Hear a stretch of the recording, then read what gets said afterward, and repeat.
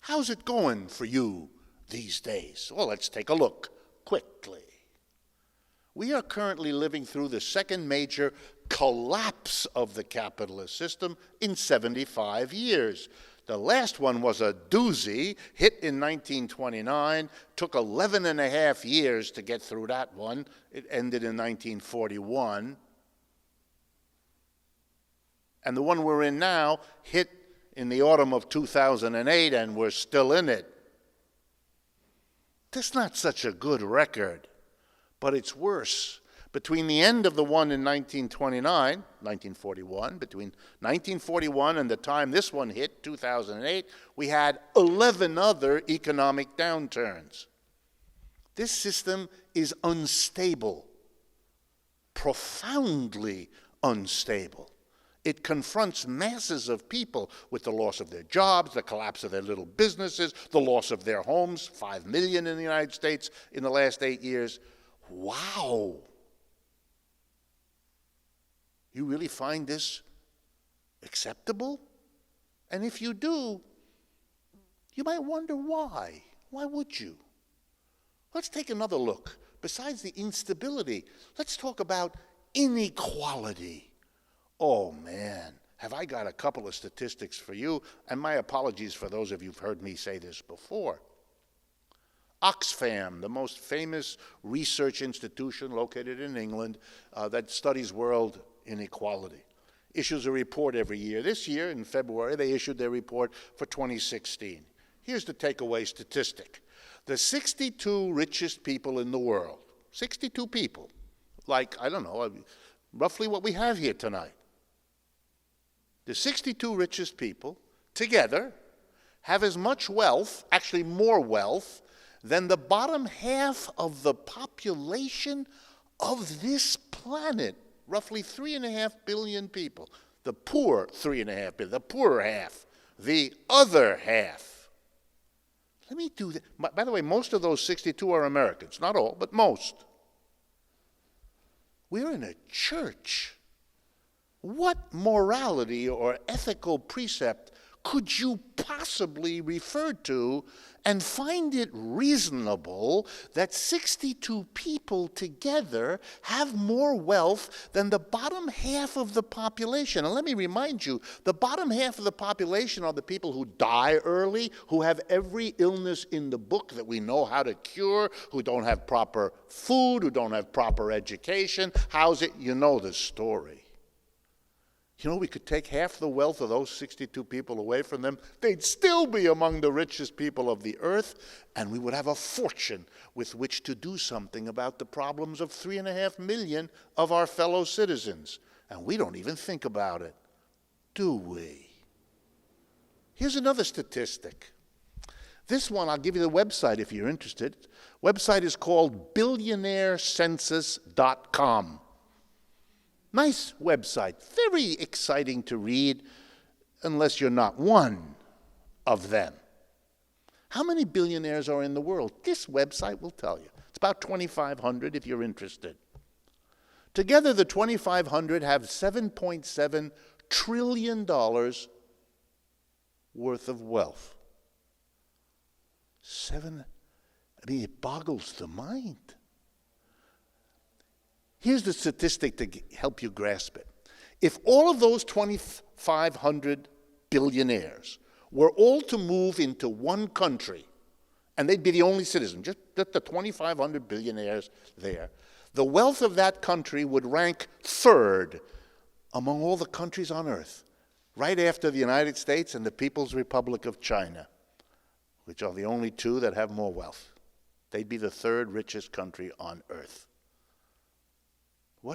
What ethics justifies this? How do you do this? It's a product of capital. That's capitalism's achievement. A level of inequality that you have to go back to the ancient Egyptian pharaohs to reproduce. What an achievement. No reason to question a system that combines that instability and that inequality all at once for us to enjoy. Wow. These are all arguments to take seriously an alternative. And why would worker co-ops be the alternative? Let me end by giving you a few reasons. First, a worker co-op is a democracy. That's what the whole point is. All the workers in an enterprise, together, one person, one vote, make all the decisions. They debate them, they discuss them, and then they vote. What to produce, how to produce, where to produce, and what to do with the profits. For a country like ours, committed to democracy, at least verbally, how do we explain that we have never tried to institute democracy at the workplace, which is where adults spend most of their lives? If you were seriously committed to democracy, you would have instituted it in the workplace decades ago. We never did. We never dared. For a country that's fighting wars around the world to bring them democracy, I got news for you. We can't bring them a democracy we don't have. We don't have it where we work. We never did, except where worker co-ops were established. So if you really are interested in democracy, if you actually do believe in it, worker co-ops should be right up at the top of your agenda. Here's another reason. In a worker co-op, everybody participates, so the gap, the division as it's called in economics, between mental and manual labor, it's overcome. Everybody has to be part of the thinking, directing, designing, decision-making. Not some people who sit in those fancy offices with the lovely view and the sculpted lawn to look out on, who went to Harvard and Yale and got the right MBA, so they are at the top, and we come and do the work that drones are assigned.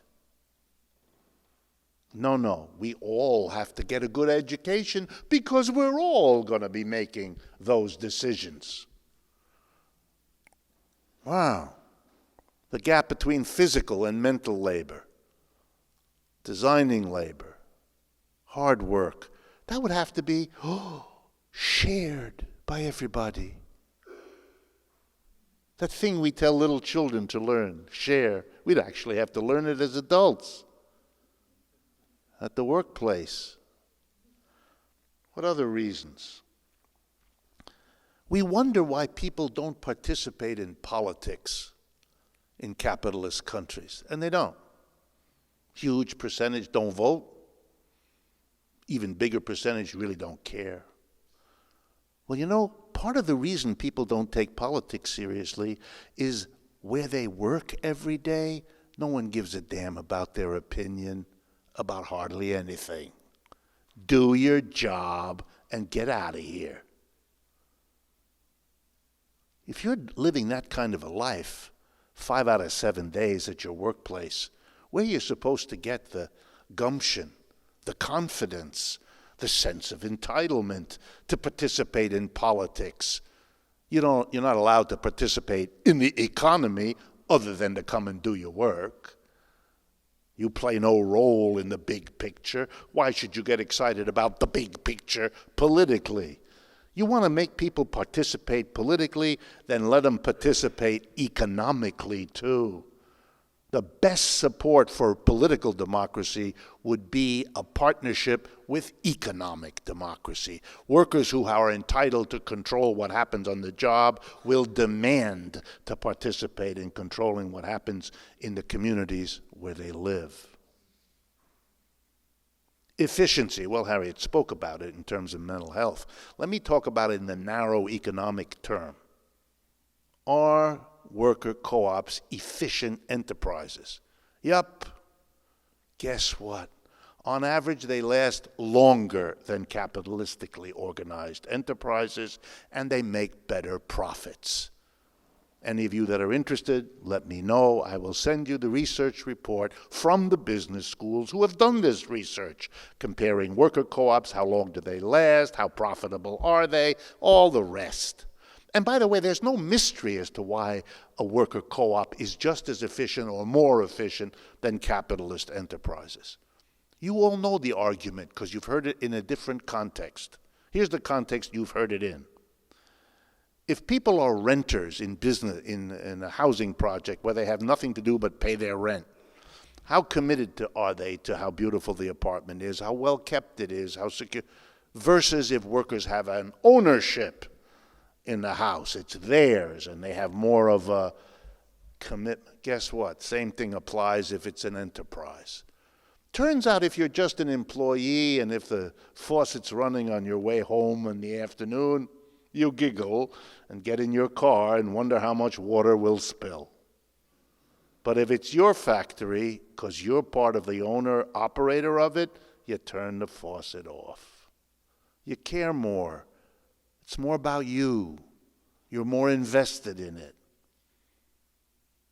So there's no problem with the efficiency. None.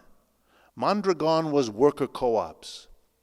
It went from 6 workers in 1956 to 100,000 now.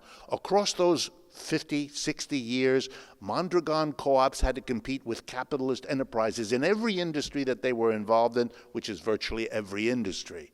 And guess what? They won. That's why they're here, and why the companies they competed against aren't. Why they're a big corporation, and the capitalist enterprises they competed against aren't. No problem. If you go to Emilia-Romagna, you'll see that the co-ops have been there for decades. No problem. Could the United States have a large worker co-op sector? Of course it could. What's required? One thing: mass political commitment to have it. You want it, you'll get it. You don't want it, you won't get it. The people of Italy wanted it, they got it. The people in Spain wanted it, they got it. How would it happen here in the United States? And why would we be able to mount a political movement to get it? Let me answer the second, and then the first, and then I'll stop. What's the argument? Well, the argument is very American. It's about freedom of choice.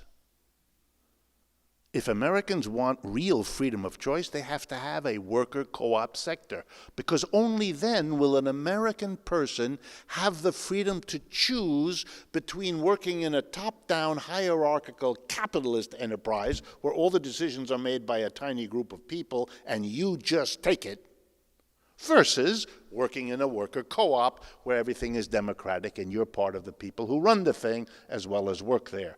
If you're going to have a choice as to which kind of life to lead, in what kind of work situation, if what Harriet talked about means something to you and you don't want the alienated life of a drone doing what you're told on the job, well, then you have to have a sector you could at least theoretically choose to go work in. And that would simply give Americans freedom of choice. It would give all Americans a chance to actually see what a worker co-op enterprise is like, because you'd have a friend or a neighbor or a relative who worked in one and could describe it to you. You might even visit for a couple of days and see what it's like. Something very hard for you to do when there's only a few. So if Americans want freedom of choice about where to work, you have to create such a sector. And wouldn't that be a good reason to do it? Here's another reason. Maybe you'd like to use your dollar that you spend to support one kind of enterprise rather than another. Right now, you don't have that choice. You are denied that choice. When you go into a supermarket or a department store, you're allowed to choose one product of a capitalist enterprise or another product of a capitalist enterprise. You have no choice at all. But if there were a worker co-op sector, you could buy toothpaste that said in the back of the package, made by a worker co-op, or you could buy toothpaste that said at the back, made by a capitalist enterprise. You could use your dollar to vote for what kind of mix of enterprises you would like to see in the United States. It would be a little bit like some of you already choose to buy something called fair-traded coffee rather than not fair-traded coffee because you would like to see the farmer who grows the coffee in Brazil or Colombia treated in a way differently from what others treat him or her like. Same idea. You would have the freedom to use your purchasing power to support one or another way of organizing the workplaces according to your political, ideological preferences. You don't have that choice now, do you? And how would it be done? Well, there are a lot of ways, but I'm just going to give you one because time has run out, and I want there to be time for us to go back and forth a little bit with me and with Harriet and any comments that you have. I want to talk about how the money is going to be gathered to enable worker co-ops to get off the ground. These days, it's happening all over America. And I'm involved in the work that I do with many of these efforts, so I do know the details. And if you're interested, we can talk about them later. You might be interested. Turns out the American population is aging. The number of us that are 65 years of age or older is growing quickly, and there's a lot of us. And here's an interesting story you might not have picked up on.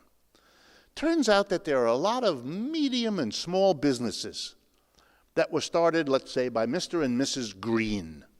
Early in their married life, they started a business, and they worked real hard, and it went real well. And now they're 65, and they've got 284 employees in Minnesota. I'll just pick something out of the hat. But they're 65, they've worked real hard, their children don't want to carry on this business, they're doing other things in their lives, so they've got a problem. What are they going to do with their business now that they don't want to do it anymore?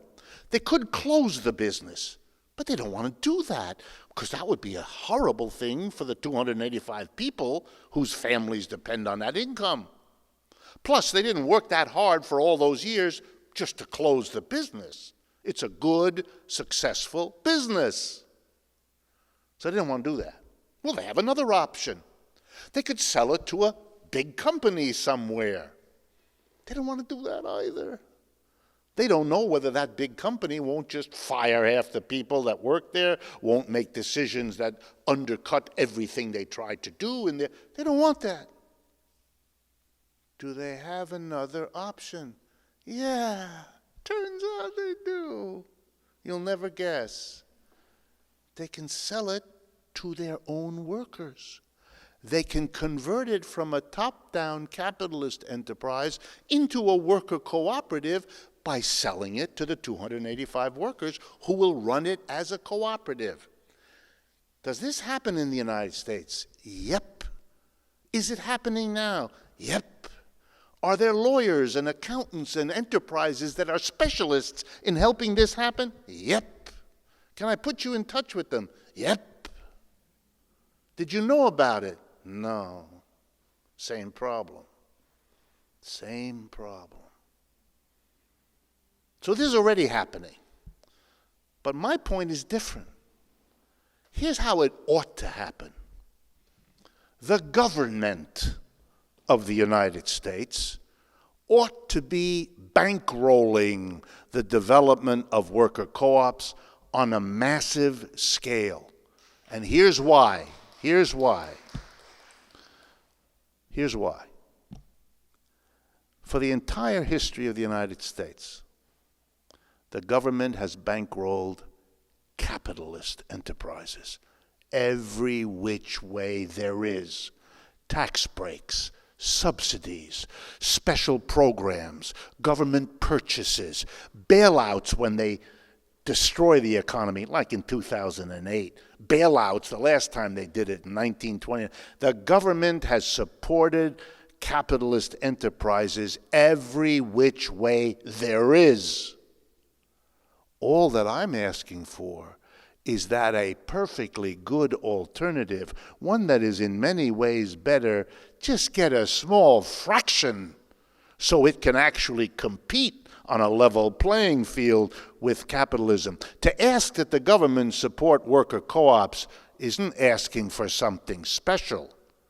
Not giving government support to worker co-ops is discriminatory, because what it means is you're continuing the exclusive subsidization of a capitalist form of enterprise.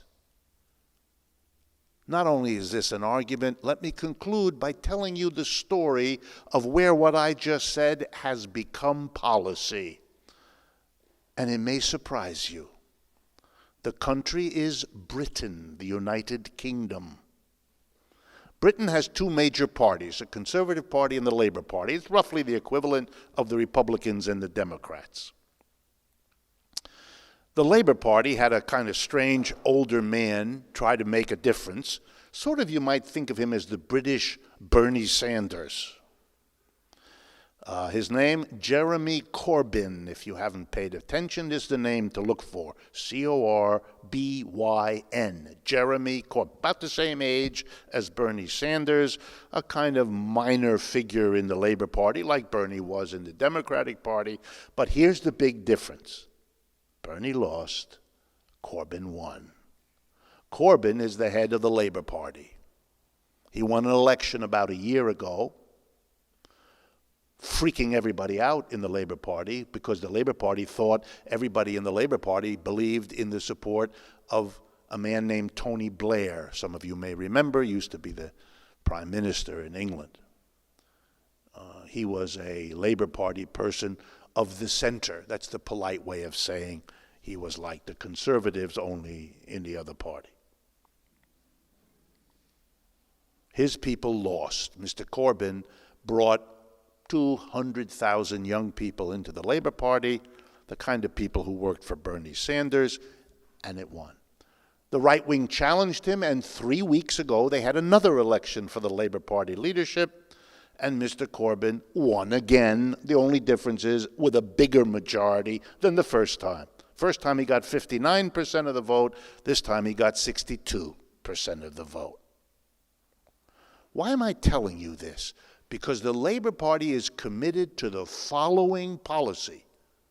This is the number 2 party in Great Britain with a damn good chance of being the next government in Britain. Especially now with Brexit, for those of you who know, the vote for Britain to leave the European economy union causing tremendous upset in Britain, an upset with the Conservative Party because they're in power now. Here's the commitment of the Labour Party. If elected, and Mr. Corbyn would then become Prime Minister, if elected, here's the law they will push through. Any enterprise in Britain organized as a capitalist enterprise, shareholders, or if it's not a public company, then with a boss, a family, an individual, doesn't matter. Any company that's functioning in the capitalist way can continue. But if the time comes for any company, for any reason, either to want to close or to want to sell itself to some other company, or to want to go public, that is, to become a shareholder company on the stock exchange. Before any company can do that, it has to give what's called the right of first refusal to their own workers to buy the company and convert it into a worker co-op. They have to offer it. And then the best part. And the British government will provide the capital to enable the workers to do exactly that. And why? In order that there be in Britain a large, thriving worker co-op sector alongside the capitalist sector, so that the British people, by the way, who already have more worker co-ops than we do, to have a generalized sector in which this can be part of their choice mechanism. So we have the idea, we have the rationale, we even have some models, not that we have to adopt what the British do, but there are models of doing this that have been done in Spain, in Italy, in England, and so on.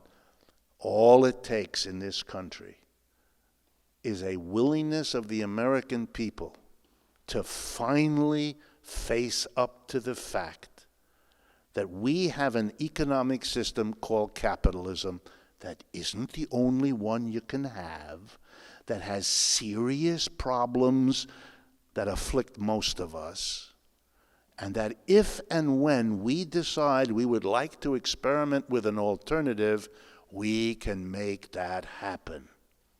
Once that becomes a consciousness in this country, nothing can prevent us from moving in that direction and beginning to do what we should have done in the last 75 years, which is to have a real serious debate about what kind of economic system we want, weigh the costs and benefits of those that are available, and decide what mix of different economic systems we want to have available to us as a people, rather than living under the dictatorship of one system coupled with a mass inculcation of ignorance about the alternatives as a way to prevent change. If you don't like the instability of capitalism, if you don't like the inequality, if you look at the current election and draw the conclusion, how in the world did we end up with those two as the choice? And to see what that means, then it's long past time for you to join with the rest of us in saying, we're old enough, we're mature enough, we're not scared anymore, the Cold War is over, let's take a long, hard look at a capitalism that's been 60 years with a pass from the criticism we should have given it all along. We take pride as Americans that we criticize our school system, we criticize our transportation system, we criticize our energy system, we criticize even what the concept of marriage is. And when it comes to capitalism, oh no. Capitalism is the best thing since sliced bread. And I know it because I'm a professional economist, and my profession is the worst at being able to question anything about this system. But we have a good excuse. We are very well paid never to ask those questions. Thank you very much.